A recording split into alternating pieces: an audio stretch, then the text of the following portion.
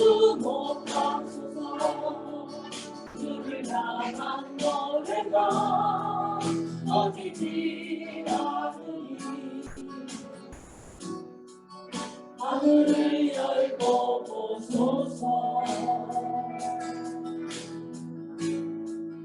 이곳에 임재하소서.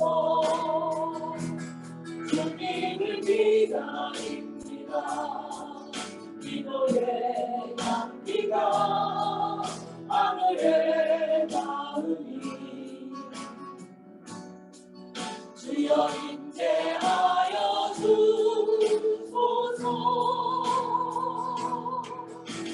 이곳에 오소서. 이곳에 앉으소서. 이곳에서 드리는 예배를 받으소서. 주님의 이름이 주님의 이름만이 오직 주의 이름만 이곳에 있습니다. 하늘에 문을 여소서. 이곳을 주목하소서. 주를 향한 노래가 어디지 않으니 하늘을 열고 보소서. 이곳에 임재하소서. 주님을 기다립니다. 기도의 향기가 하늘에 닿으니 주여 임재하여 주소서. 이곳에 오소서. 이곳에 앉으소서. 이곳에서 드리는 예배를 받으소서. 주님의 이름이 주님의 이름만이 오직 주의 이름만 이곳에 있습니다. 이곳에 오소서. 이곳에 오소서. 이곳에 앉으소서. 이곳에서 드리는 예배를 받으소서. 주님의 이름이 주님의 이름만이 오직 주의 이름만 이곳에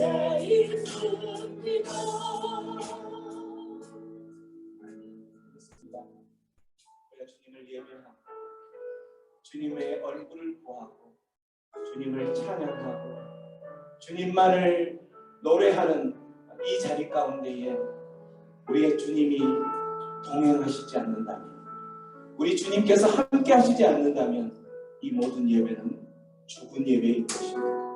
우리들만이 외치고 허공에 메아리를 치듯이 우리들만 외치는 그 소리만 있다면 이 예배는 죽은 예배인 것이죠. 그래서 우리 시간 다시 한번 이 찬양할 때에 하나님 하늘 문을 열어주시옵소서.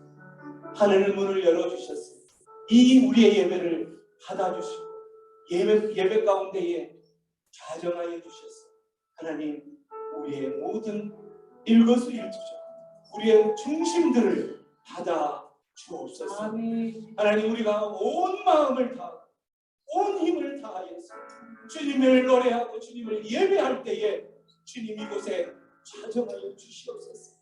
하나님의 문을 열고 이곳에 좌정하여 주셔서 하나님의 백성들의 그 부르짖음과 하나님을 향한 열정과 온 마음을 향한 하나님을 향한 그 사모하는 사랑의 고백들을 받아 주옵소서.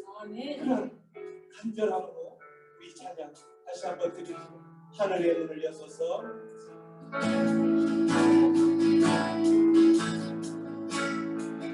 하늘의 문을 여소서. 이곳을 주목하소서. 주를 찬양한 노래가 어디니 하느니 하늘을 열고 부소서 이곳에 임재하소서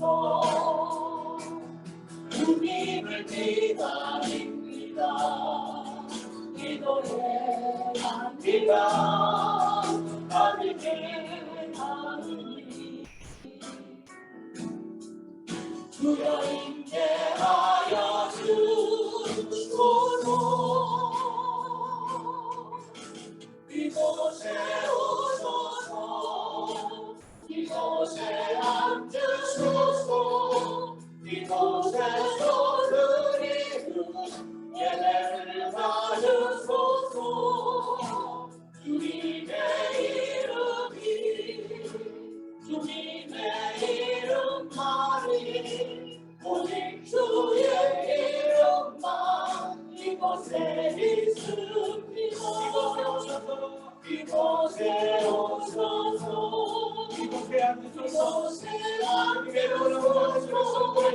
이곳에 사장을 해주시옵소서 이곳에 예배를 받아주시옵소서 주님의 이름이 주님의 이름만이 오직 주의 이름만 이곳에 있습니다 이곳에 오셔서 이곳에 앉으소서 이곳에 오시옵소서 이곳에 찾아가시옵소서 예배를 받으시옵소서 주님의 이름이 주님의 이름만이 오직 주의 이름만 이곳에 있습니다 이곳에 오소서 이곳에 오소서 이곳에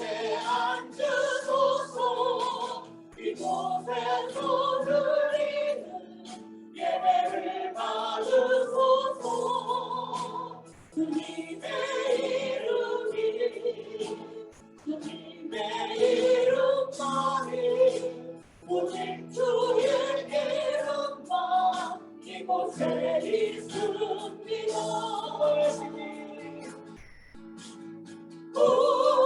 구원하시니 보좌에 앉으신 우리 하나님과 어린 양 데리고다 구원하시니 보좌에 앉으신 우리 하나님과 어린 양 데리고다 다시 한번 구원하시니 보좌에 앉으신 우리 하나님과 어린 양 데리고다 구원하시니 보좌에 앉으신 우리 하나님 우리 하나님과 어린 양 데리고다 우리 보좌에 몰렸네 함께 주를 찬양하며 하나님의 사랑 하나님의 사랑 그 아들 주셨네 주의 피로 우리 구원 받았네 십자가에서 주신 그 사랑 땅같이 온 땅에 흘러 난 나라와 족속 백성만 망해서 구원받고 주변대들이게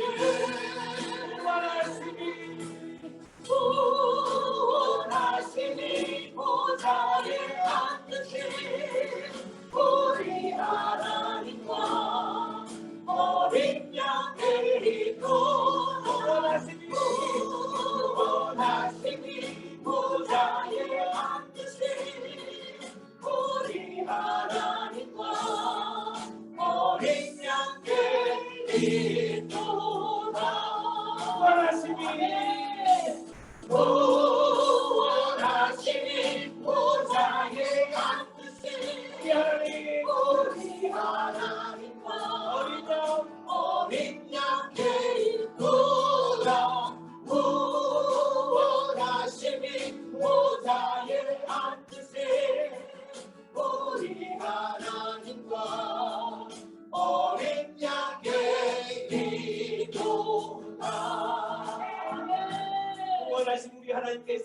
감사드리고 감사의 박수 주님께 올려드리겠습니다.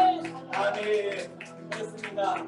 구원하심이 우리 하나님께 있습니다. 우리의 어린 양으로서 이 땅 가운데 십자가에 못 박혀 죽으신 예수 그리스도 안에 구원의 역사가 있는 것입니다. 그 하나님, 그 예수님께서 십자가에 못 박혀 죽으시고 또 3일 만에 부활하신 그 모든 사건들을 믿어지게 하고 또 우리로 하나님의 자녀되게 하신 그 모든 것은 성령의 역사로 인하였던 것입니다. 그 성령 하나님 우리 다시 한번 찬양하면서 성령 하나님 감사합니다.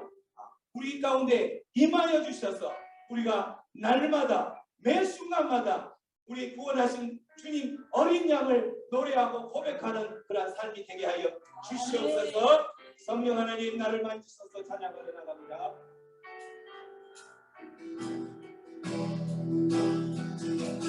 성령 하나님 나를 만지소서. 상하고 깨어져 지친 나를 새롭게 하소서. 성령의 바람 시들은 내어 살리소서. 성령 하나님 이 땅 고치소서. 죄악의 모든 것 헤매는 우리 베어주소서. 성령의 불로 세상 온된 나 내우소서. 성령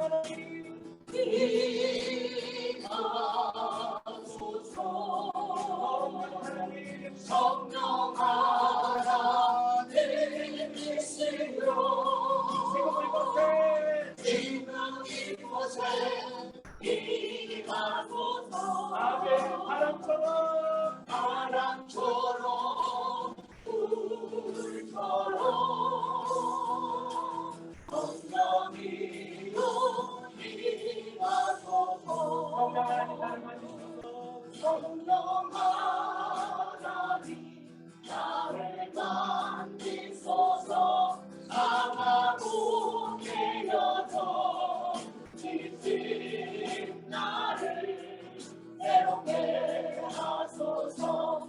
성령의 바람 시들은 내려 살리소서. 하나님 이 땅 고치소서. 죄악의 모든 속 헤매는 우리 깨워주소서. 성령의 불로 세상 온된 맘 깨우소서. 임하소서. 성령 하나님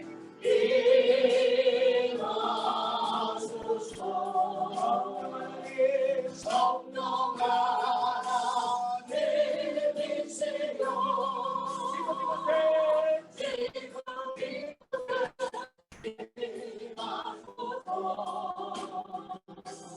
바람처럼 불처럼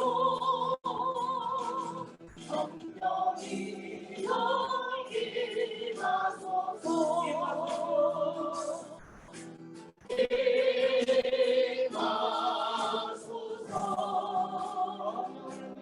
성령 하나님 있으려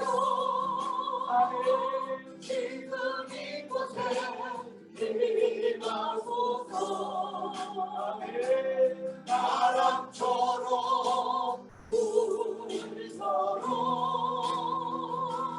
성령이여 임하소서.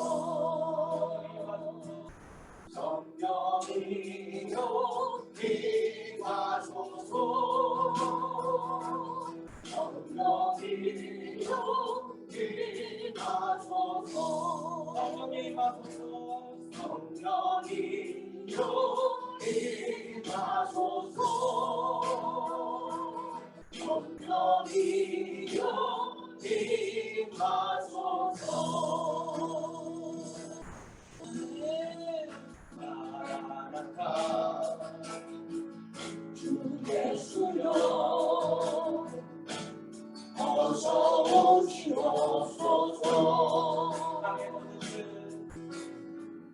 땅의 모든 끝 모든 족속 주를 찬송하게 하소서. 마라나타 주 예수여 어서 오시옵소서. 모든 열방이 주께 돌아와 춤추며 경배하게 하소서. 우리 주님 다시 오실 길을 만들자. 십자가를 들고 땅 끝까지 우린 가리라. 우리 주님 하늘 영광 온 땅 덮을 때 우리 땅 끝에서 주를 맞으리. 마라나타 마라나타 마라나타. 아멘. 주 예수여 오시옵소서. 마라나타 마라나타 마라나타.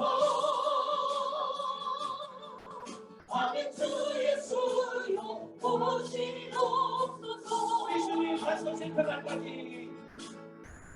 우리 주님 다시 오실 길을 만들자. 십자가를 들고 땅 끝까지 우린 가리라. 우리 주님 하늘 영광 온 땅 덮을 때 우리 땅 끝에서 주를 맞으리. 마라나타 마라나타 마라나타. 아멘. 주 예수여 아멘. 주 예수여 오시옵소서. 마라나타 마라나타 마라나타. 아멘. 주 예수여 오시옵소서. 마라나타 마라나타 마라나타. 아멘. 주 예수여 오시옵소서.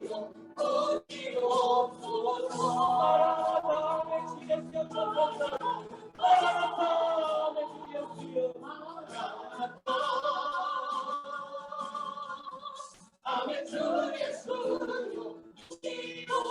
오시옵소서. 아멘. 주 예수여 오시옵소서. 아멘. 주 예수여 오시옵소서. 기도하며 나갑니다. 마라나타 마라나타. 아멘. 주 예수여 오시옵소서. 하나님 하나님의 백성들이 마라나타 아멘. 주 예수여 오시옵소서.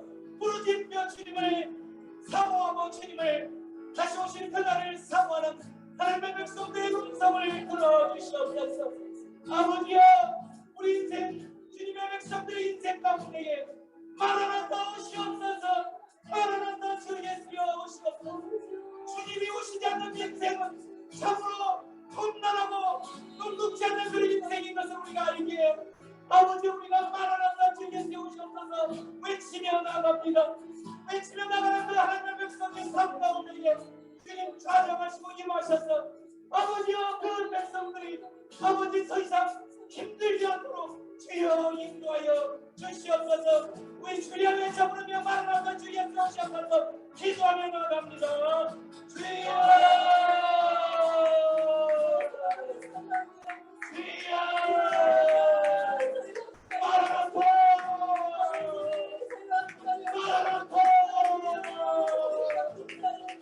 마라나타 아멘. 주 예수 오시옵소서.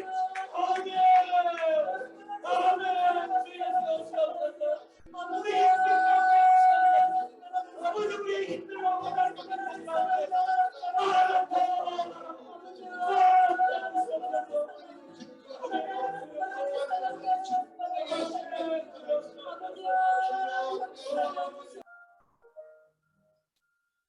할렐루야. 거룩하신 아버지 하나님과 사랑을 감사합니다. 부족한 저희들을 구원해 주시고 거룩한 주일 예배드리게 하시고 목사님 통하여 귀한 말씀을 듣게 하시니 참 감사드립니다. 코로나로 인하여 온라인으로 예배를 드렸지만 지금까지도 목사님 말씀 전하실 때 성령의 충만함을 주셔서 주술의 끈세를 주옵시고 말씀에 큰 은혜를 주실 줄 믿습니다. 하나님 지금 이 시간 온 성도들 성령님 임재하여 주시고 우리의 생각 느낌대로 말씀을 듣지 않고 가슴으로 주의 말씀을 느끼게 하시면 오직 주의 말씀이 진리이고 생명이고 주의 말씀대로 바라고 행동하는 믿음을 주옵소서. 아멘. 아이들과 학생들 청년들이 다시 예배가 회복되게 하여 주시며 한국교회의 미래를 책임질 수 있도록 다시 믿음을 회복시켜 주시옵소서. 아멘. 아버지 전 세계 코로나19를 하나님 우리의 기도에 응답해 주시면 감사합니다. 아멘. 새로운 일상이 회복되게 하신 것 감사합니다. 아버지여 이 나라의 백성을 하나님께서 불쌍히 여기시고 아버지여 다시 경제를 회복시켜 주옵시고 소상공인들의 그 아버지여 많은 아버지 아픔을 아십니다. 주님 아버지여 그들을 위로하여 주시고 이 어려울 때 주님을 만나는 시간들이 될 수 있도록 또 회개하고 주님 앞으로 돌아올 수 있도록 축복해 주시고 초대교회 첫 신앙들이 회복되게 하옵시며 마지막 때에 선교 한국으로 다시 세워 주시옵소서. 아멘. 아프가니스탄 그 땅 가운데 할 수 없는 전쟁이 끝나게 하셔서 전쟁으로 목숨을 잃은 많은 아버지 아프가니스탄 국민들의 아픔과 고통을 외면하지 마시고 그들의 눈물의 기도를 아버지 또 가족을 잃은 슬픔을 하나님 아버지 그들의 우울을 상처를 치유하시고 회복시켜 주시옵소서. 다시는 아버지 전 세계 가운데 전쟁이 일어나지 않게 하시고 주님이 창조하신 이 지구가 전쟁으로 항폐화되지 않게 하여 주시옵소서. 아버지 우리 8월 12일 또 세례 아버지 하나님 하나님 우리가 아버지 가슴에 품고 있는 영혼들도 있습니다. 하나님 이 영혼들 한 사람 한 사람 기억하여 주시고 하나님 그들이 정말 주님 품에 돌아오게 하시며 아버지 또 그들 한 아버지 모든 아버지 사람들 아버지 정말 그 8월 12일을 기억하여 주셔서 아버지 하나님 우리가 아버지 15명 이상 하나님 아버지의 세례를 받을 수 있도록 우리에게 영혼을 붙여 주시옵소서. 우리가 아무리 하나님 기도하고 우리가 복음을 전해도 그들의 영혼은 하나님께 있습니다. 하나님께서 그들을 책임져 주시고 그들의 마음을 만져주시고 정말 하나님이 살아계심을 아버지에게 느끼게 하시며 하나님 앞으로 돌아올 수 있도록 축복하여 주시옵소서. 그래요 하나님 8월 20일 아버지 하나님 그 아버지 하나님 성령 아버지 하나님 충만한 아버지 그런 시간들이 될 수 있도록 우리 온 교우들도 은혜 받는 시간이 될 수 있도록 축복하여 주시고 마지막 때에 아버지 하나님 정말 우리 새생명 강주교회가 하나님 아버지여 많은 영혼을 구원하고 아버지 정말 많은 수를 채워가는 교회가 아니라 한 영혼 한 영혼 아버지 우리가 말씀으로 아버지 하나님 성령으로 기도해주며 아버지 양육시키고 하나님 정말 하나님 아버지의 마음을 아버지 알아가는 그 아버지 그런 자들로 세워지게 하여 주셔서 우리 교회가 하나님 아버지 정말 우리 마지막 때에 하나님이 기뻐하는 교회 하나님의 쓰임받는 교회가 되게 주여 도와주시고 우리 귀한 목사님 하나님 이런저런 일들도 많은 아버지 일들 가운데에서도 꿋꿋이 또 하나님 말씀 전하게 하시고 하나님 이 마지막 때에 하나님께서 또 아버지 하나님 우리 목사님을 세워주시니 감사합니다. 아버지 우리 새생명 강주교회를 위하여 늘 기도하고 아버지 하나님 말씀 전하시는 우리 목사님을 특별한 건강을 지켜주시고 아버지 우리 아버지 온 성도들이 하나님 아버지 또 마음이 하나가 되어서 흩어지지 않고 아버지 주의 영광을 위하여 마지막 때에 쓰임받는 귀한 인물들이 될 수 있도록 성령 충만한 교우들이 될 수 있도록 아버지 붙들어 주시옵소서. 가정에 하나님 문제들도 많지만 아버지 그 문제들 위해 아버지 일어서게 하시고 아버지 그 문제를 넘어서서 하나님을 바라보며 아버지 하나 예배드리고 아버지 앞에 기도하는 성도들 되게 하여 주시옵소서. 그리하여 하나님 아버지 그 아버지 삶의 문제들도 아버지 너희는 먼저 그의 나라와 그의 의를 구하라 그리하면 그 모든 것을 더하시리라 약속하신 하나님 말씀대로 아버지 하나님 각 가정의 필요를 채워주시고 아버지 하나님 걱정 근심하지 않고 아버지 마지막 때에 우리에게 물질도 주셔서 하나님 아버지 죽어가는 많은 영혼들 아버지 하나님 우리가 또 아버지 고아와 가오부를 돌아보는 하나님 또 선교하는 우리 아버지 원성부들 가정이 될 수 있도록 아버지 물질의 축복으로 풍성함으로 채워주시옵소서. 아버지 또 하나님 그 시간은 하나님 목사님과 또 사모님 건강을 특별히 지켜주시고 하나님 우리 교회를 위하여 헌신하는 우리 사모님 아버지 특별한 건강을 지켜주시옵소서.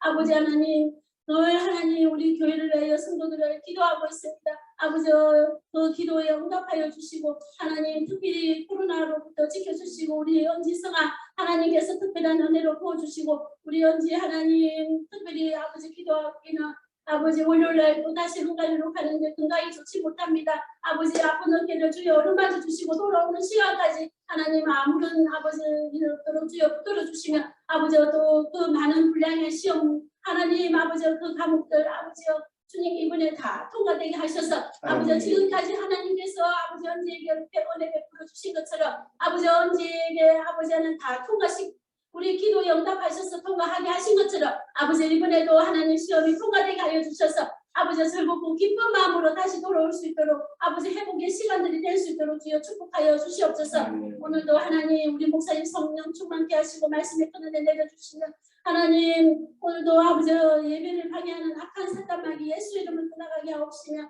얘기한 말씀 예수님 이름으로 간절히 기도드렸습니다. 아멘. 아멘.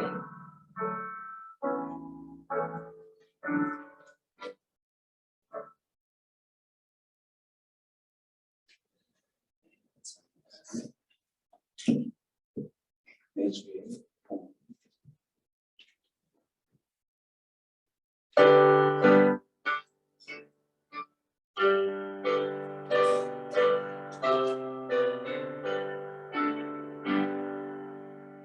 내 주의 걸어와 주 계신 성령과 이 흘려 사신 노래를 늘 사랑합니다.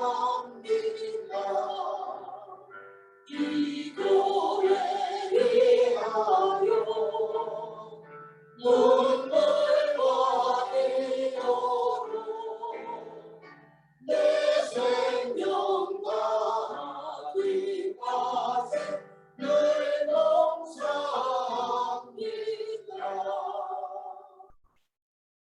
고마우신 하나님, 오늘도 주님의 놀라운 사랑에 감사하고 또 우리를 향한 하나님의 놀라운 은혜에 감격하고 감사하여서 그 믿음의 고백으로 주님 앞에 맡겨진 모든 우리 안에 있는 예물들을 주님께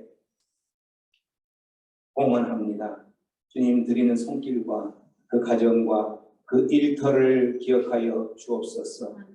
코로나로 인하여서 힘들고 어려운 모든 경제들이 하나님 그 힘든 어려운 것 때문에 주님 앞에 드릴 것이 없어서 힘들어하고 고민하고 또 주님 앞에 안타까운 마음들만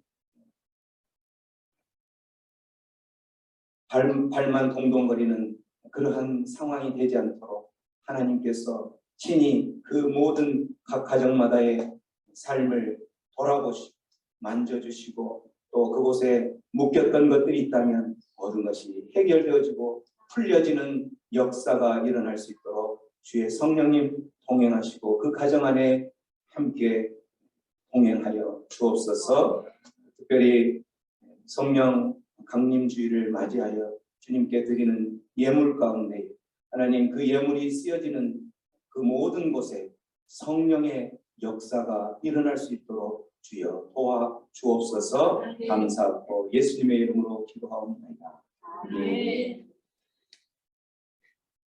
네. 하나님 말씀입니다. 사도행전 2장 1절로 4절까지 오순절 성령 강림 사건이라는 주제로 하나님의 말씀 앞으로 나가겠습니다. 말씀 앞으로 가기 전에 우리의 선포하는 시간을 갖습니다. 주의 말씀은 내 인생의 빛입니다. 주의 말씀은 내 삶을 변화시킵니다. 주께서 말씀하신 대로 나는 하나님의 사랑받는 자녀입니다. 나는 축복의 통로입니다. 오늘 또 주의 말씀에 마음의 문을 열라 말씀하여 주옵소서. 듣고 깨닫고 말씀대로 살겠습니다. 아멘. 우리가 선포한 이 말씀이 우리의 삶에 정말 실제가 되고 능력의 말씀이 되기를 주님의 이름으로 축원합니다. 오늘 말씀입니다.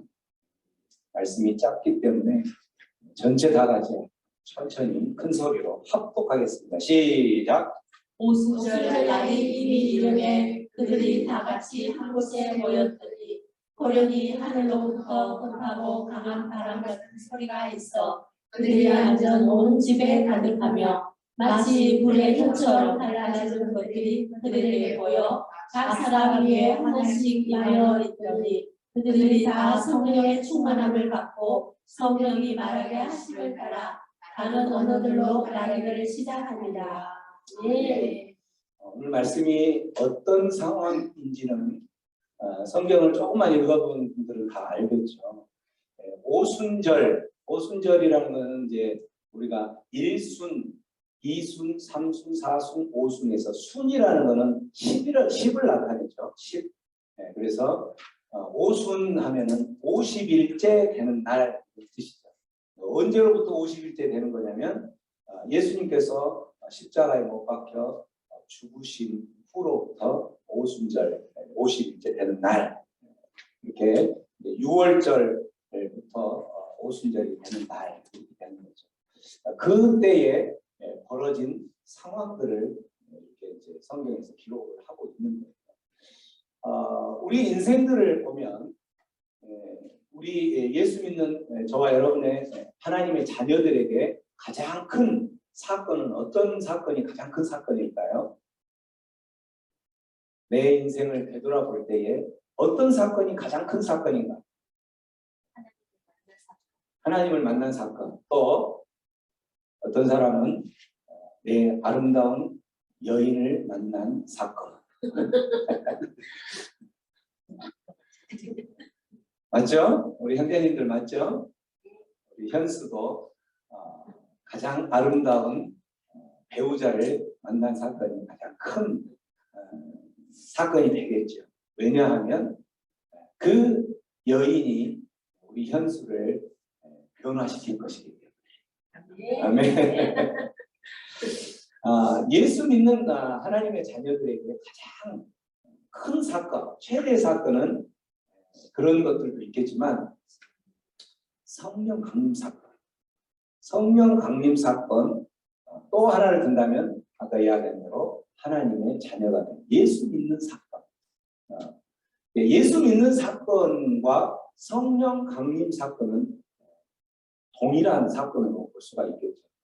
성령 하나님이 우리를 만지시고 성령 하나님이 우리의 심령 가운데 깊이 내려 오셔서 우리를 변화시키고 우리를 믿을 수 있게 해서 우리가 예수를 믿었던 거예요.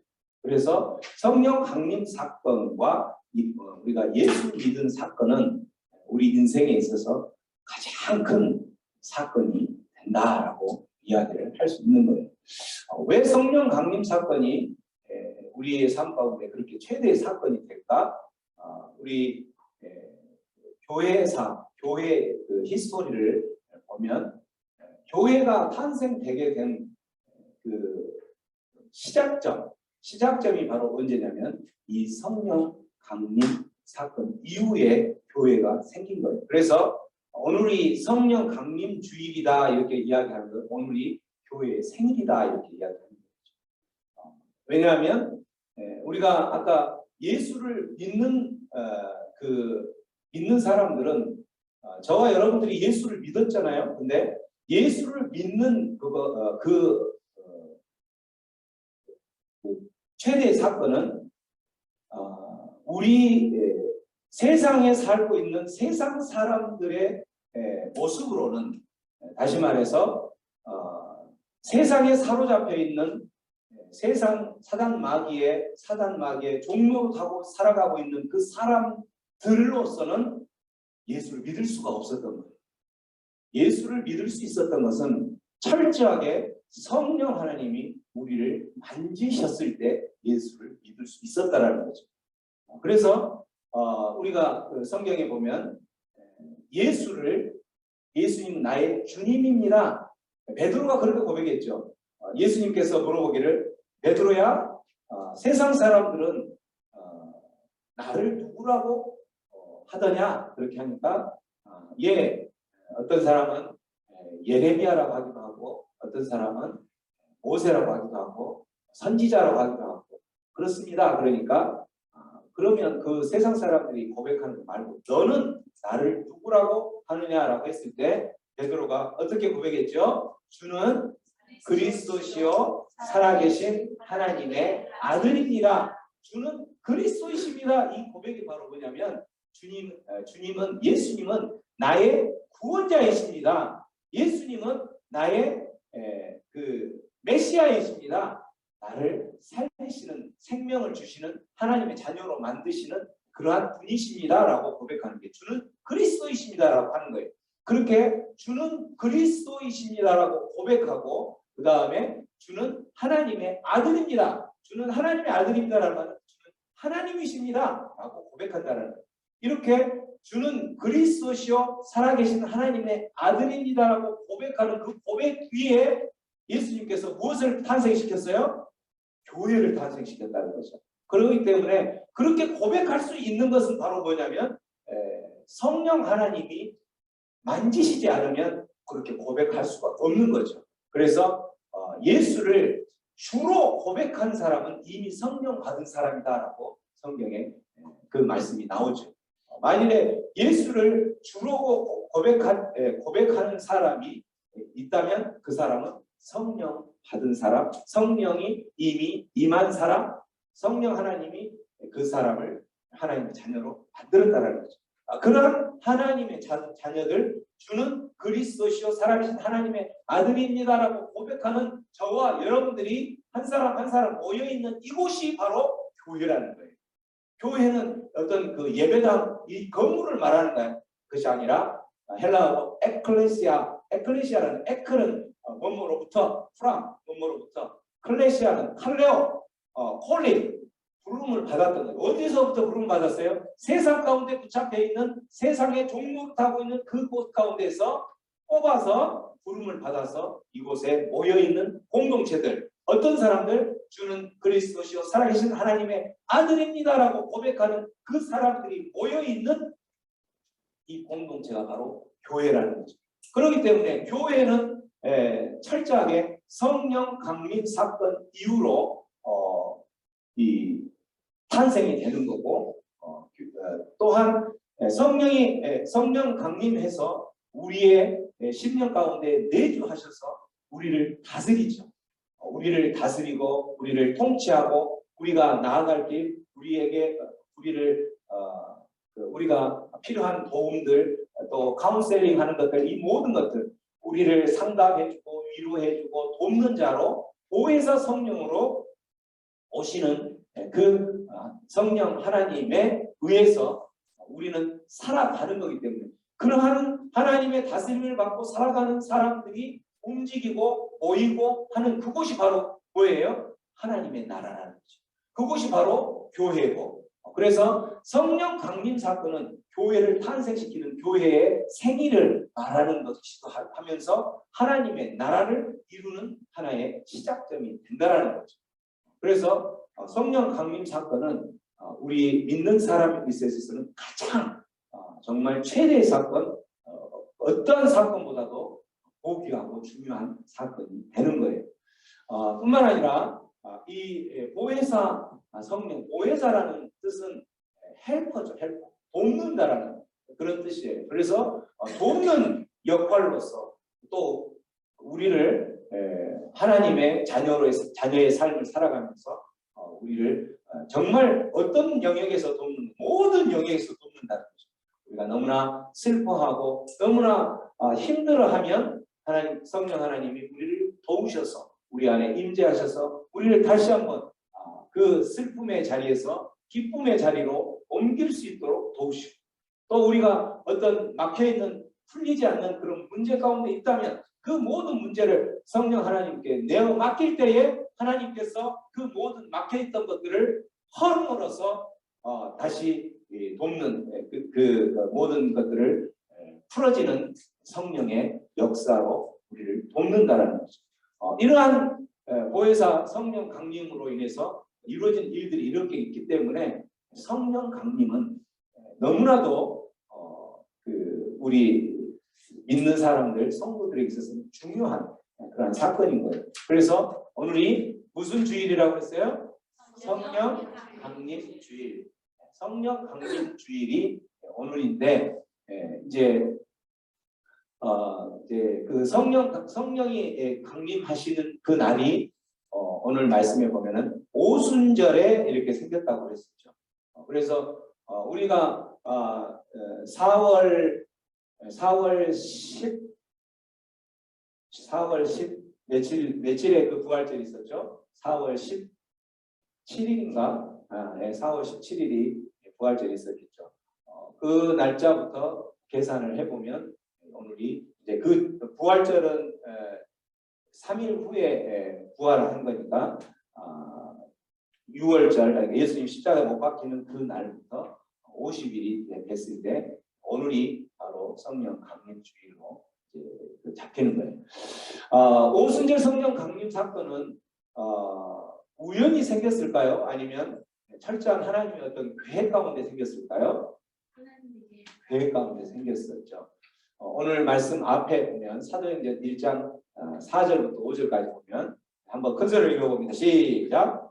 사도와 같이 모이사 주에게 구하여 가라사대 예루살렘을 떠나지 말고 내게 이른다 아버지의 약속하신 것을 기다리라. 요한은 물로 세례를 베풀었으나 너희는 맨날이 못되어 성령으로 세례를 받으리라 하시는구나. 예수님께서 십자가에 못 박혀 죽으시고 3일 만에 부활하셨다가 하늘로 승천해서 들림을 받고 올라가는 거 승천이라고 했죠.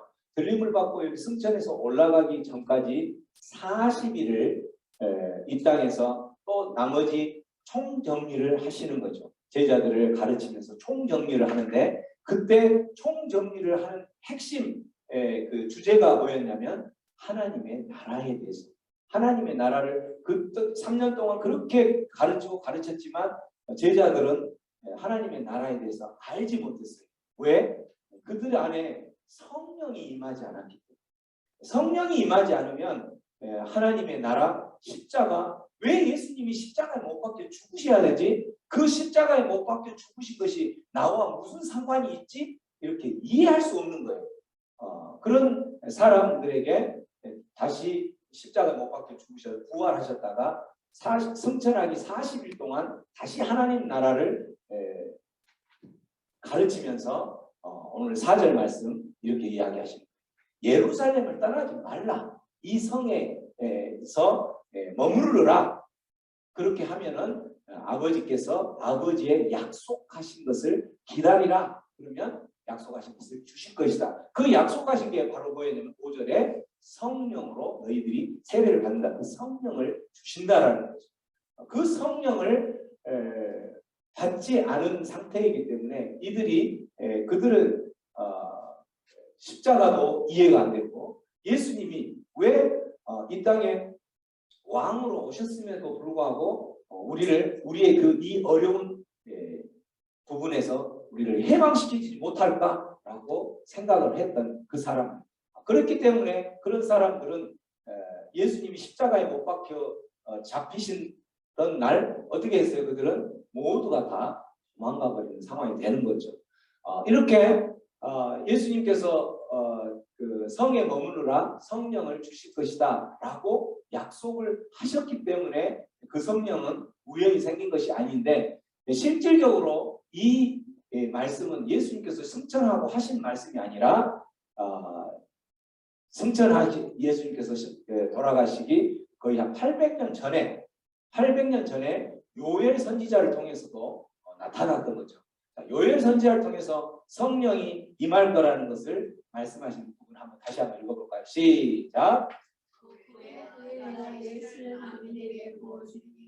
너희 자녀들은 장래일을 말할 것이며 너희 늙은이는 꿈을 꾸고 너희 젊은이들은 이상을 볼 것이며 그때에 내가 또 내 신을 남종과 인종에게 부어줄 것이며 여기에 내 신을 만민에게 부어줄 것이다. 그 내 신은 우리가 신발 그 신이 아니에요. 우리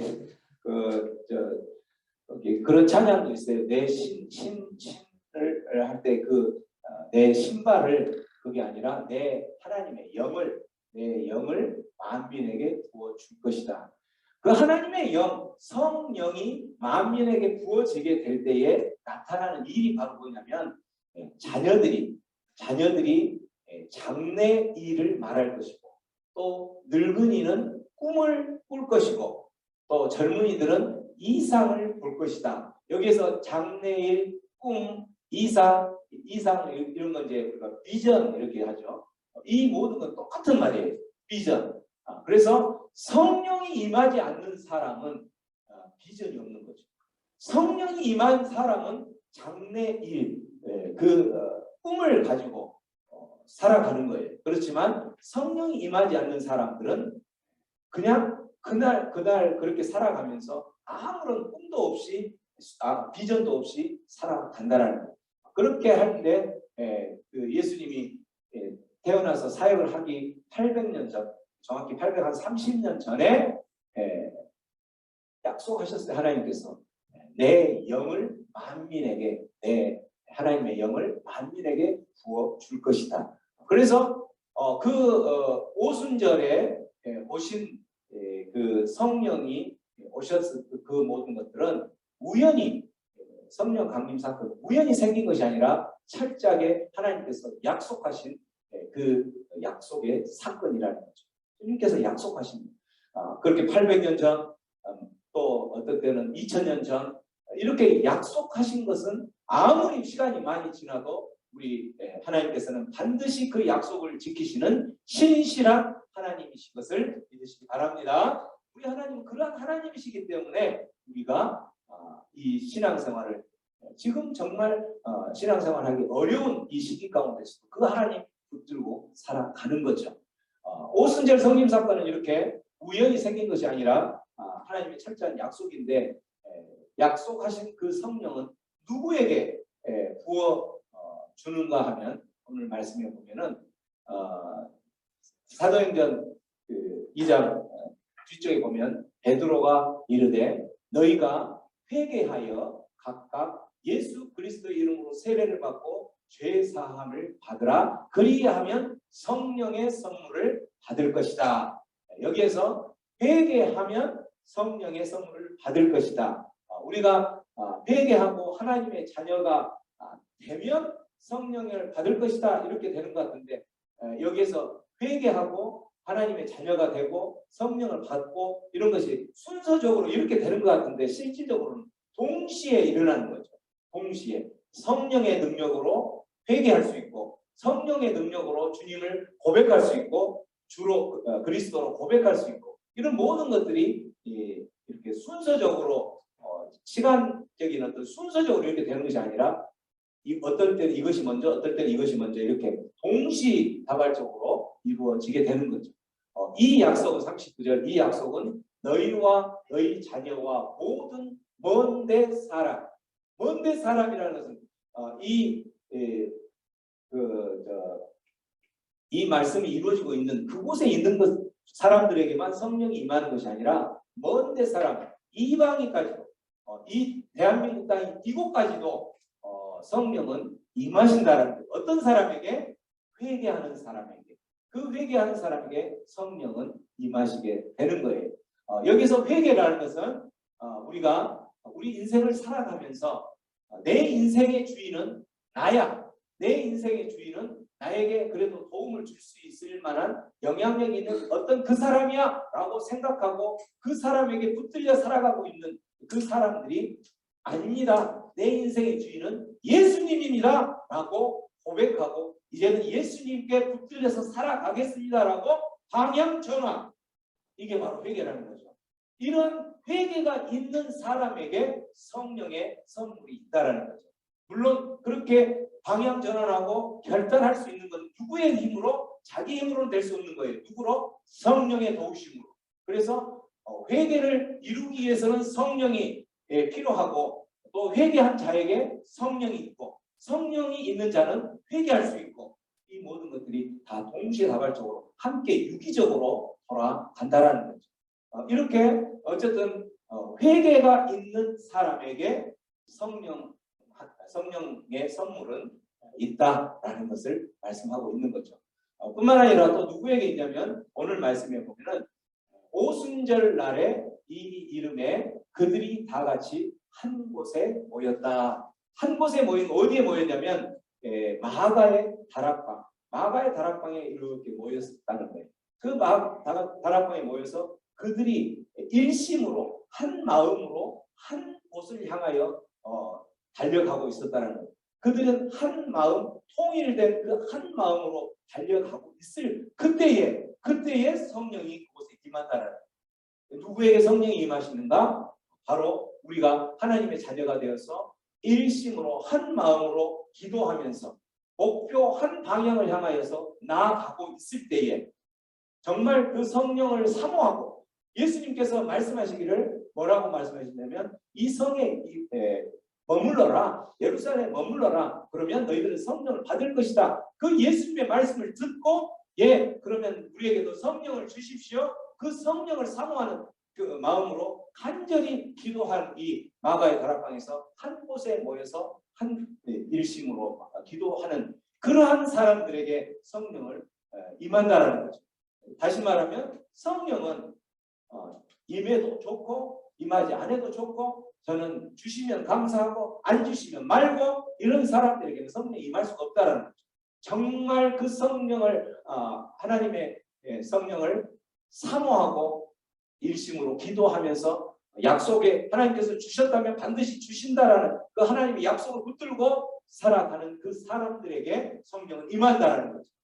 그렇게 임했을 때에 그 2절, 3절, 4절 이렇게 이제 나타나는 모습들이 나타나는 거죠. 그래서 성령은 어쨌든 통일된 마음으로 한 곳에 그 방향이 모아질 때 나뉘어지고 교회라고 모였지만 그 교회가 하나가 되지 않고 서로 나뉘어지고 분열되고 서로 시기 질투하고 이런 상황에서는 성령의 역사가 있을 수 없다는 거죠.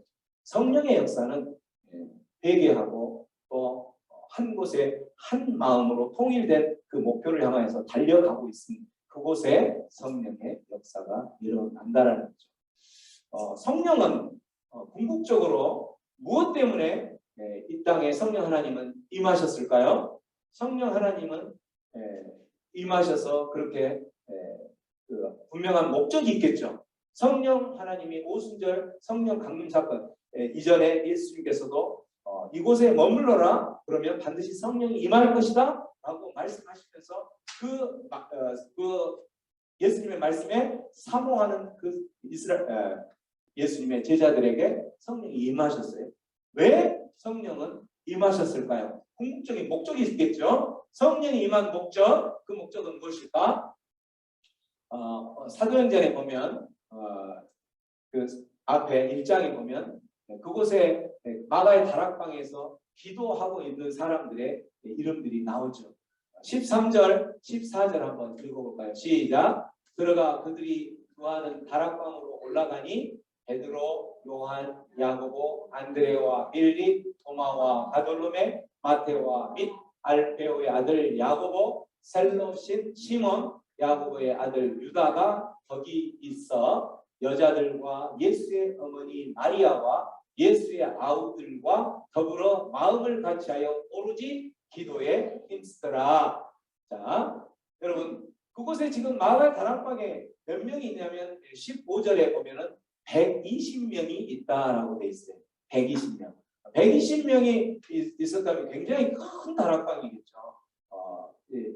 우리로 말하면 예배당처럼 큰 이보다 조금 더 컸겠죠. 120명 있었으면. 근데 그곳에 있는 사람들의 그 모습을 보면 저기에 누가 있어요? 12명의 제자가 있고 그 다음에 연약한 여자들이 있고 또 예수의 친형제들, 예수의 아우들, 예수의 어머니 그리고 예수의 아우들, 예수의 형제들이 있다고 되어 있어요. 거기에서 저기에 지금 나타나 있는 제자들, 이 제자들은 예수님께서 십자가에 못 박혀 죽으실 때에 그들은 어떻게 했던 사람들이에요? 3년 동안 그렇게도 예수님을 따라다니면서 예수님은 나의 왕이요, 예수님은 우리를 해방시킬 수 있는 능력의 주님이십니다라고 그렇게 고백하고 외치고 했던 그 사람들이었는데 실제 정말 예수님이 잡혀갔을 때에는 다 나몰라를 하고 도망가 버립니다. 그리고 제일 앞에 나온 베드로는 주는 그리스도시요 살아계신 하나님의 아들입니다라고 이야기하면서 그렇게 예수님의 칭찬을 받았는데 그 칭찬을 받음과 동시에 나는 이제 얼마 안 있어서 곧 십자가 못 박혀 죽었다가 3일 만에 다시 살아날 거야라고 이야기하니까 무슨 소리 하십니까? 당신에게는 그런 일이 절대 있을 수 없습니다라고 하면서 내가 목숨을 걸어서라도 당신과 함께 가고 당신을 지킬 것입니다라고 외쳤던 그 사람이 결국은 예수님이 실제 십자가에 못 박기 위해서 잡혀갔을 때에 저 멀리 떨어져서 구경하다가 당신 예수쟁이들의 그 일당이지라고 할 때에 그 어떤 한 하인 여종이 물어봤을 때 아니야 맞잖아 아니라니까 맞잖아. 그때는 이제 예수를 저주까지 하면서 아니라니까 나 저 사람 알지도 못해 라고 부인을 하면서 하는 순간 닭이 울게 되죠. 그 상황에 닭이 울고 있을 때에 닭이 우는 그 순간에 딱 예수님이 잡혀갔던 예수님의 눈빛과 베드로의 눈빛이 마주쳤어요. 그때의 모습은 어땠을까요? 너무나도 처참한 자기의 모습이었겠죠. 그런 베드로였어요. 베드로의 그 모습이 그런 모습이었지만 실제 또 다른 제자들은 이미 다 도망가 버렸어요. 이미 다 도망가 버렸다는 거죠. 왜냐하면 예수와 함께 똑같이 생활했던 사람으로 잡히면 자기들도 죽을 거라고 생각하기 때문에 저기에 나와 있는 요한, 야고보, 안드레아, 빌립, 토마 모두가 다 도망가 버렸다는 거예요. 다 도망가 버렸는데 그리고 또 14절에 여자들은 이제 그 당시에는 연약한 존재 이런 표현으로 상징을 이야기합니다. 그리고 예수의 아우들이 왜 그 마가의 120명의 다락방 구성 안에 들어가 있냐면 예수의 형제간들은 예수님이 그리스도로 메시아로 왔지만 예수를 믿지 않았어요. 왜냐하면 그 자체 예수를 정말 네가 그리스도고 메시아라면 그거를 드러내라. 숨기지 말고 드러내라 하면서 비아냥거리고 비난하고 믿지 않았던 그래서 그 예수의 아우들이 그랬던 사람이었는데 120명의 그 구성원들 안에 지금 들어가 있다라는 거죠. 그렇게 해서 이들은 어떤 사람들이었냐면 마가 다락방의 120명의 그 구성원들은 너무나도 연약하고 그러한 예수가 실제 잡혔을 때 그렇게 도망가 버렸던 그러한 사람들이었는데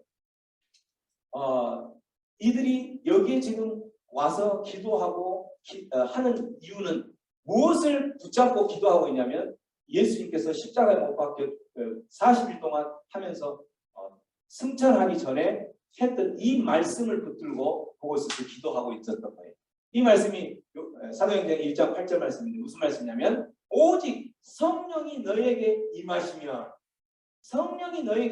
너희가 무엇을 받고 권능을 받는다는 권능을 받으면 그 권능을 받은 힘으로 너희들은 예루살렘과 온 유대와 사마리아와 땅끝까지 이르러 내 증인이 될 것이다 라고 이야기합니다. 여기에서 성령이 임하면 권능을 받는다. 이 권능은 바로 뭐냐면 파워를 말해요. 헬라어로 디나미스라는 뜻인데 디나미스는 우리 거기에서 무슨 단어가 나왔냐면 다이나마이트 알죠 여러분? 다이나마이트 폭발하면 엄청난 힘이 나는 다이나마이트가 그 디나미스라는 거기에서 단어가 나왔어요. 다이나마이트처럼 폭발적인 힘을 가질 수 있다는 거예요. 무엇이 임하면? 성령이 임하면. 그러면 그 권능, 그 성령이 임하면 권능을 받으면 그 권능을 받은 그 힘으로 파워로 너희들은 바로 뭘 하게 되냐면 예수의 증인의 삶을 살아간다라는 거죠. 이 성령이 임하기 전에는 너희들은 다 도망가 버렸고 성령이 임하기 전에는 예수의 형제들처럼 예수를 비난하고 믿지 않았던 그런 사람들이었던 사람들이 이제는 성령이 임하면 내 증인이 될 수 있다라는 거예요. 무엇으로? 권능을 받기 때문에, 그 다이나마이트 같은 폭발적인 힘을 받기 때문에 얻을 수 있다라는 거죠. 그래서 이 성령이 임했을 때의 권능, 파워, 그 다이나마이트 같은 폭발적인 힘으로 그들이 증인의 삶을 살 수 있었던 결정적인 거는 그 성령이 임했을 때 나타났던 모습들을 보고 이야기를 하는 거예요. 자, 성령이 임했을 때에 그들에게 나타났던 그 현상들, 모습들이 어떤 거냐면, 자, 2절 한번 읽어봅니다. 호련히 하늘로부터 급하고 강한 바람과 같은 소리. 자, 소리는 뭘로 듣죠? 우리가 귀로 듣죠. 자, 그들이 들었던 소리가 있어요. 소리가 바로 뭐냐면, 호련히 하늘로부터 급하고 강한 바람 같은 소리. 이게 무슨 소리일까요? 이게 무슨 소리?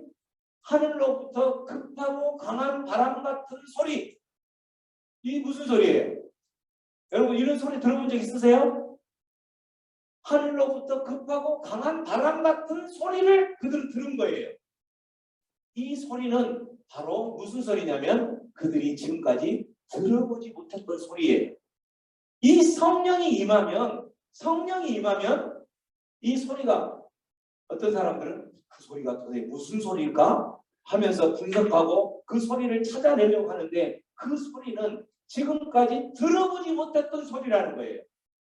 성령이 임하기 전까지는 그들이 들어보지 못했던 그 소리를 그들이 들었다라는 거예요. 그걸 경험했다라는 거죠. 그 성령이 임했을 때에 지금까지 들어보지 못했던 그들이 귀가 열렸다라는 거예요. 그 귀가. 또한 자, 3절에 보면 뭘 그들이 보았느냐면 불의 혀처럼 갈라지는 것들을 그들이 보았다라고. 자, 불의 혀처럼 갈라지는 것들을 봤다. 어떤 모습을 봤다는 걸까요? 불의 혀처럼 갈라지는 것을 봤다. 이 모습이 어떤 모습일까요? 무엇을 봤다는 거예요? 성령이 임했을 때 그들이 봤던 것, 불의 혀처럼 갈라지는 것을 봤다. 이걸 이야기하니까 그게 어떤 모습이지? 불이 탈 때 이렇게 우리 그림을 보면 불이 이렇게 하면서 모든 것을 다 태우는 그 불인가? 이렇게 하면서 연상을 하죠. 그죠? 성령이 임하면 그들이 경험했던 보았던 이게 바로 뭘까? 불의 혀처럼 갈라지는 그것들. 이게 바로 능력이었는데, 이게 바로 뭘까요? 지금까지 보지 못했던 그거예요. 그들이 지금까지 보지 못했던 그거. 그들의 눈으로는 성령이 임하기 전까지는 보지 못했던 그거라는 거예요. 그것을 어떻게 형상으로 만들고 그것이 바로 이것이다라고 설명하려고 하더라도 설명할 수 없는 것. 지금까지 보지 못했던 것을 보았던 그들의 눈이 열렸다라는 거죠. 그들의 눈이 열리는 거예요. 그 눈이 열리는 사건을 그들이 경험하게 됐다라는 거죠. 그리고 또한 그들이 4절 다 성령의 충만을 받았을 때에 성령이 말하게 하심을 따라 다른 언어들로 말하기 시작했다. 성령을 경험한 그 사람들이 말한 다른 언어들로 말하기를 시작했다. 이 다른 언어들로 말하는 것들, 이것은 어떤 말을 했던 것을 말할까요? 이거 방언이죠, 방언. 근데 여러분, 방언을 하는 사람들 이야기 들어보면 지금까지 들어봤던 이야기예요? 듣지 못한 이야기예요? 전혀 지금까지 들어보지 못했던 그 말들을 한다라는 거예요. 그래서 이 말은 성령이 임하면 내가 지금까지 하지도 않았던 그 말들을 할 수 있다라는 거죠. 지금까지 예전에는 너 예수의 제자지, 너 예수와 같이 하는 예수의 일당이지 라고 이야기할 때 그때는 아니야 라고 이야기하면서 저주하며 그렇게 했던 그 사람들이 이제는 그 말을 할 수 있다라는 거죠. 지금까지 하지 못했던 말을 할 수 있는, 성령이 임했을 때 입이 열리게 된다는 거예요. 그래, 나 예수의 제자 맞아 하고 성령이 임했을 때에, 이 성령이 임했을 때에 벌어졌던 사건을, 이 경험하게 된 사건이 바로 이 사건들을 경험하게 됐다는 거죠.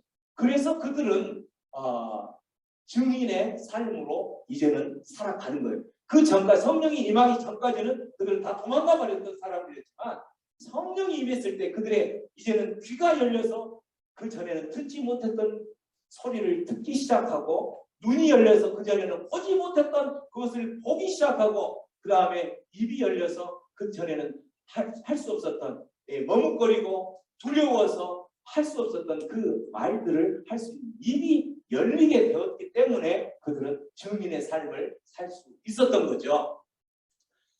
성령이 임해서 권능을 받은 자들의, 그래서 삶의 발자취, 아까 그 나왔던 예수님의 제자들, 그 제자들이 십자가에 못 박히는 예수님의 잡혀가는 그날 밤 모두가 다 도망가 버렸던 그 사람들이 그렇게 예루살렘에 머물러라, 그러면 너희들이 성령을 받을 것이다 라고 하고, 그렇게 성령의 역사로 눈이 열리고 귀가 열리고 입이 열렸던 것을 경험했던 그 사람들이 결국은 걸어갔던 그 길은 바로 뭐냐면, 이제는 다 도망가는 것이 아니라 그들이 이 연약한 모습으로 일심으로 기도했을 때에 성령이 임하여서 그들 안에 모습들이 어떤 모습이냐면 권능의 소유자로 변화되었던 거예요. 증인의 삶을 살 수 있었다는 거죠. 이제는 입이 열렸기 때문에 예수의 복음을 전할 수가 있고, 당당히 나는 예수의 사람입니다 라고, 나는 예수쟁이입니다 라고 당당히 이야기하는, 그 연약한 마가 다락방의 연약한 자들이 성령을 받자마자 권능, 파워, 그 다이너마이트와 같이 힘이 넘쳐나는 그런 권능을 소유한 자로 돼서 증인의 삶을 살게 되었던 거죠. 그래서 실질적으로 12 제자들의 그 삶을 보면 시몬 베드로부터 시작해서 모두가 다 예수를 전하다가 순교당하죠. 예수의 시몬 베드로, 첫 베드로는 어디에서 십자가 거꾸로 순교되냐면 로마에서 순교되죠. 그렇게 도망갔던 베드로, 또 베드로의, 시몬 베드로의 형제 안드레는 소아시아에서 복음을 전하다 순교당하죠. 야고보, 요한, 우레아의 아들 그 살로메에서 이제 마리아의, 예수의 이모죠. 살로메 이모. 그러니까 서로 이종가이죠. 야고보와 요한은. 그 야고보, 요한, 우리 아들도 똑같이, 야고보는 헤로드 왕에게 참수형을 당하는, 순교를 당하고 직언을 하다가, 그리고 요한만은 유일하게 밤모섬에 유배를 당해서 마지막 요한 계시록까지 쓰고 BC 한 100년경에 AD 100년경에 죽는 거죠. 그리고 빌립은 헤라볼리에서 순교하고, 바돌로메 아르메니아에서 순교하고, 도마 인도 선교사로 가서 순교하죠. 또 마태, 레이 마태라고 하죠. 마태, 세리 마태인데 마태는 에티오피아에서 순교하고, 소 야고보 애굽에서 순교하고, 유다 마사에서 순교하고, 시몬, 여기서 시몬은 그 셀롯 땅은 이제 예전에는 독립하기 위해서 민중 공기 일어나고 그렇게 이제 혁명을 일으켜서 독립을 해야 된다 하고 했던 그 혁명당이죠. 셀롯 땅. 그 시몬은 또 결국은 십자가에 못 박혀 순교하고, 가룟 유다는 예수를 팔고 스스로 자살하게 돼요. 마띠아, 새로 뽑은 제자 중 마띠아는 에티오피아에서 또 순교하죠. 사도 바울은 로마에서, 네로에서 또 참수형으로 순교당하죠. 자, 이들이 예수님의 12 제자들, 그렇게 연약했던 그 12 제자들이 예수님의 말씀에 순종해서 마가의 다락방에서 그렇게 성령을 기다리고 있던 그들이 결국은 이러한 순교의 삶으로 살 수 있도록 전도를 하고 증인의 삶을 살 수 있었던 것은 바로 뭐냐면 성령이 임했기 때문에 그렇다는 거죠. 성령이 임하기 전까지 그들은 다 도망가 버리는 그러한 사람들이에요. 2차 세계대전 그 당시에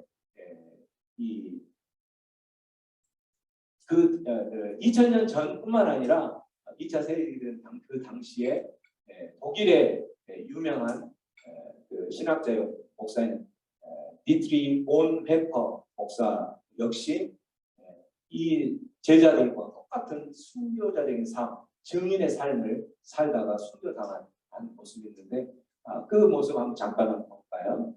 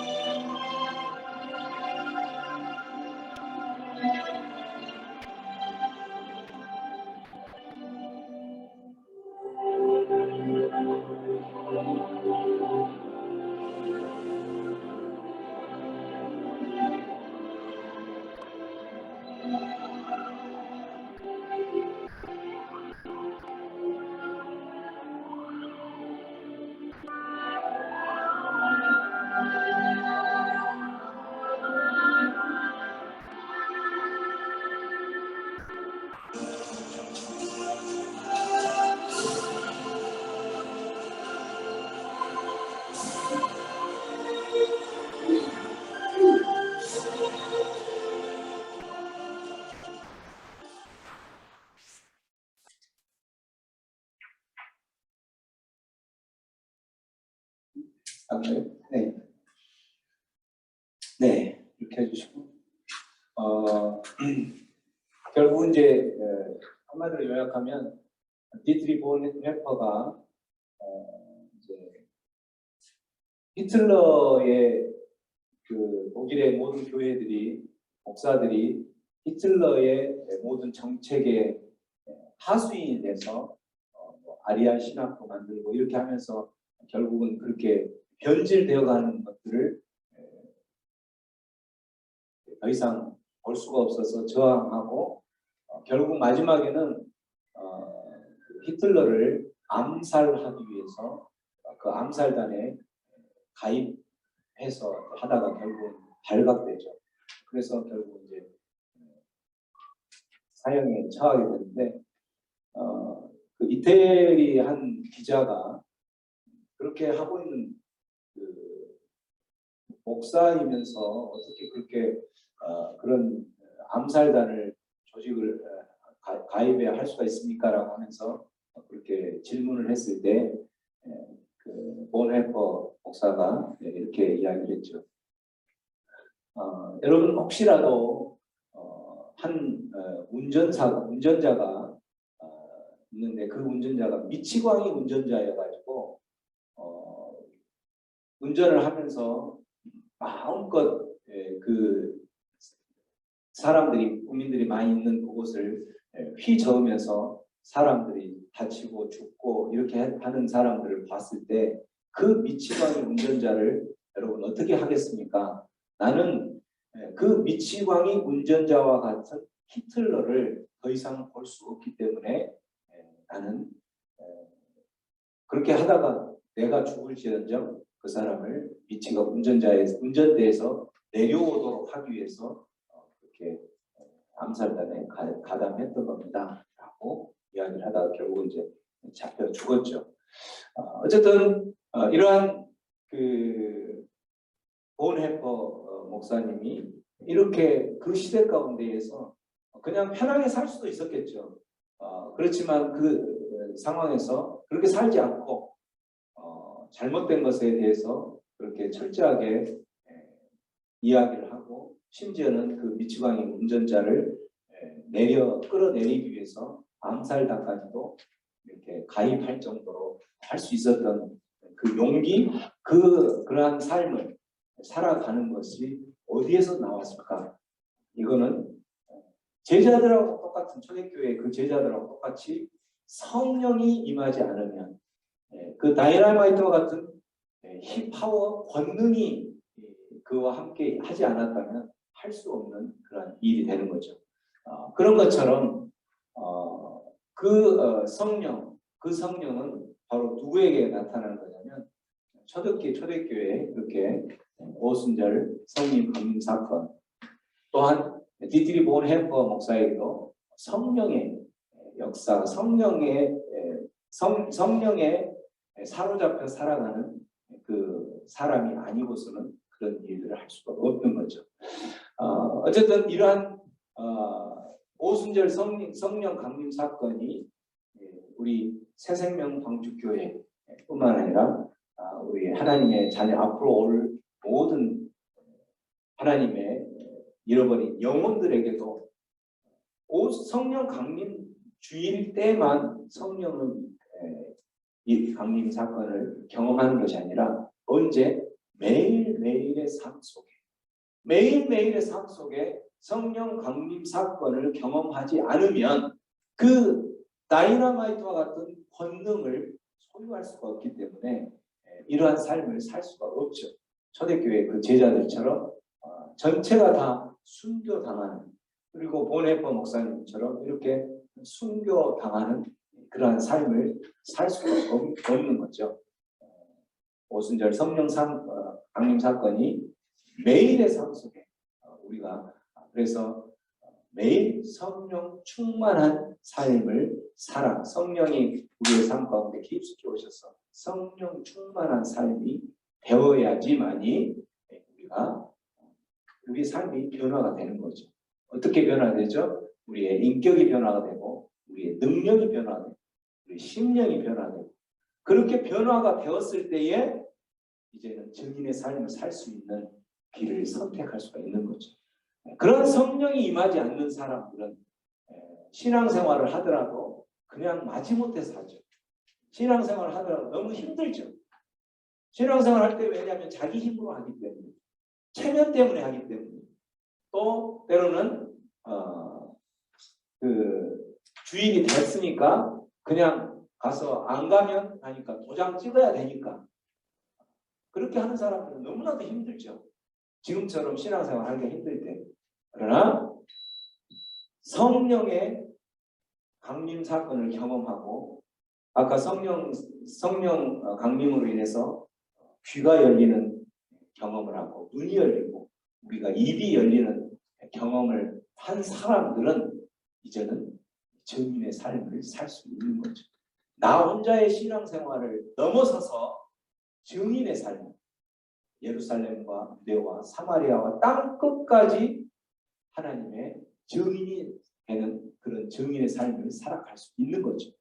그래서 우리들이 오늘 이 말씀을 통해서 성령 강림 주일에 우리들이 이제 1년에 한 번 성령 강림 주일 때만 성령 강림을 사건을 경험하며 살아가는 것이 아니라 매 순간 성령 강림을 사모하고 성령 충만을 사모하고 그 성령의 능력으로 우리의 삶이 변화되고 우리의 능력이 변화되고 우리의 사고방식이 변화되고 우리의 가치관이 변화되고 우리의 인생관이 변화되고 우리의 그 모든 재물관이 변화되어져서 이제는 그렇게 변화되지 않으면 증인의 삶을 살아간다는 것은 아까 이야기한 것처럼 제자들이 순교당하는 것처럼 본헬퍼 목사님이 마지막에는 그 죽음으로 돌아올 수 있는 그러한 상황이 될 수밖에 없는 것을 알고 그 길을 갈 수가 없죠. 성령이 임했을 때 이러한 능력의 변화가 있을 때 하나님 나라의 확장을 위해서 증인의 삶을 살 수 있기를 오늘 말씀은 분명히 우리에게 제시하는 것을 들으시고 우리의 삶 가운데 우리가 성령 충만한 삶을 산다는 것이 어떤 것인지를 반드시 기억하며 삶을 주님의 이름으로 축원합니다. 그랬던 말씀 생각하면서 기도합니다. 기도할 때에 우리들이 신앙생활하고 하나님의 자녀로 살아가는 삶이 이 시대 가운데서 참 어렵습니다. 그 어려운 이유 중에 하나는 우리들이 우리의 그 모든 마음들을 빼앗기기 때문이죠. 누구에게? 세상 가운데, 물질 가운데, 만몬 가운데 빼앗기기 때문에 하나님을 우선순위로 하는 삶을 살아가는 것은 그렇게 신앙생활하기 쉽지 않죠. 그렇게 살아가려면 결국은 우리 안에 성령님께서 임하셔야 됩니다.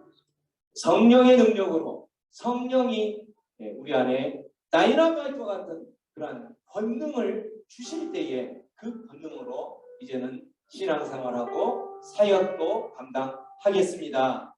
이렇게 결단하며 기도하며 나가겠습니다. 아버지 하나님, 주님만을 성령의 능력으로 주님만을 바라보기를 소원합니다. 이제는 세상 것에 사로잡혀 살아가는 것이 아니라 하나님만을 바라보며 살아갑니다. 아버지여, 그 저녁에 많은 제자들 또 보네파 목사님이 그렇게 이슬처럼 순교하고 사라져갈 수밖에 없었지만 그 길을 택한 가장 큰 이유는 그들이 성령 충만하였을 때 성령의 능력으로 그 모든 일들을 감당했음을 보았사오니 주여 우리의 삶 가운데서 아버지 이제는 성령의 능력으로 성령의 권능으로 모든 사역들을 감당케 하여 주시옵소서. 그렇게 하실 주님께 감사합니다. 고마우신 주님, 성령의 능력으로 성령 안에서 성령에 사로잡혀 신앙생활하고 주님께서 맡겨주신 사명들 감당케 하여 주옵소서. 감사하고 예수님의 이름으로 기도하옵나이다. 아멘.